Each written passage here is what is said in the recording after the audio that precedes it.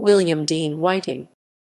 William Dean Whiting, December 23, 1815 – November 26, 1891, was an American silversmith and jeweler. He was the founder of the Whiting Manufacturing Company and one of the most prominent jewelry manufacturers in the United States, according to the Boston Globe. Life. Whiting was born on December 23, 1815 in Attleboro, Massachusetts. He was trained by Draper and Tift, a jewelry company co-founded by his uncle John Tift. Jewelry businessman. In 1840, Whiting co-founded his own jewelry company Tift and Whiting with his cousin Albert Crandall Tift.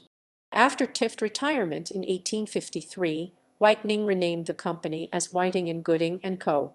Next 13 years, the company was rebaptized as Whiting Fessenden and Cowan 1858, Tift Whiting & Co. 1859, Whiting Cowan and Bowen 1864, until its forming as Whiting Manufacturing Company in 1866.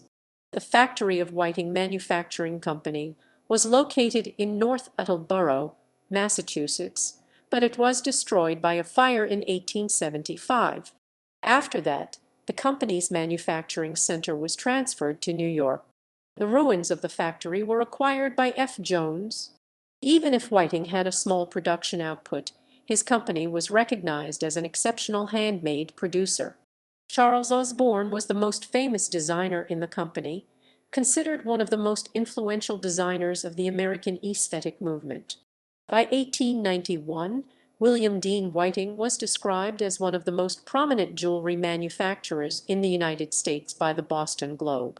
Whiting died on November 26, 1891, in North Attleboro, Massachusetts, at 76.